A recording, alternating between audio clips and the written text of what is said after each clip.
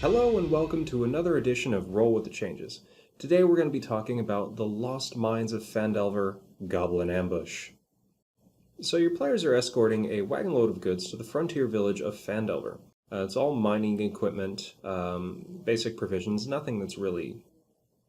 They were hired by Gundren Rockseeker, a dwarf, to take all of these goods to a place called Barthen's Provisions. Gundren left Neverwinter a few days ahead of your party with his warrior escort named Sildar Hallwinter to take care of business in Phandelver. As your party is traveling down the road, the Tribor Trail, they encounter a couple of dead horses matching the horses that Sildar and Gundren were riding when they left. Naturally, they'll investigate. During this investigation, they are attacked by 4 goblins from the surrounding forests. These goblins are probably pretty well hidden.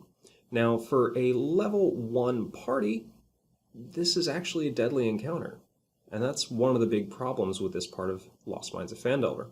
All it takes is a few well-placed shots by the goblins and you've got a TPK on your hands. And that's really no fun.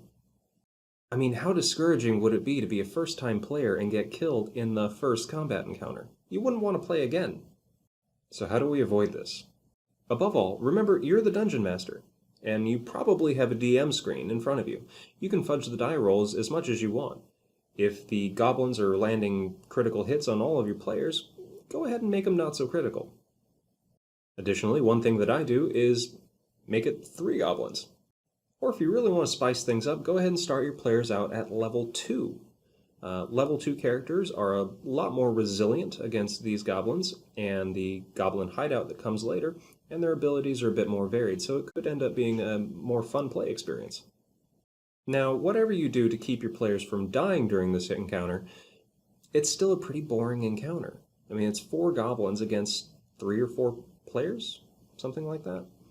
There's a lot of opportunity for it to devolve into a back-and-forth hack-and-slash where goblin swings their sword, player swings their sword, rinse and repeat until somebody dies. But it can be more.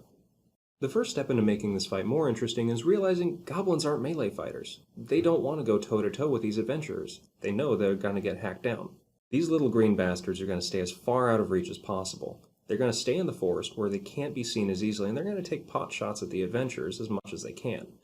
Be sure to use their nimble escape feature to disengage or hide as a bonus action as much as possible. Being in a forest, there should be lots of places to hide. Plenty of bushes, plenty of trees, lots of cover. Oh, and speaking of trees, why wouldn't they climb it? Have a couple of goblins up in the branches. That'll take them right out of melee range. Your barbarian's going to have a real hard time taking out a goblin that's 20 feet above the forest floor. A great resource for monster tactics is the website themonstersknow.com. I'll put a link down in the description there. Go ahead and check it out whenever you're about to introduce a new monster. It gives you a realistic overview of what that kind of monster would do in a given combat situation.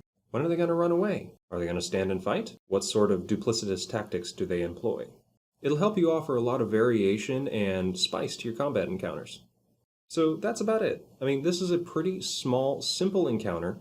It's a great introduction to Dungeons & Dragons 5th edition. For more videos on how you can positively change your campaigns, go ahead and click the subscribe button. The Roll with the Changes series is going to be going all through Lost Mines of Phandelver, and we'll be going on to Curse of Strahd after that. I hope this has been helpful. See you next time.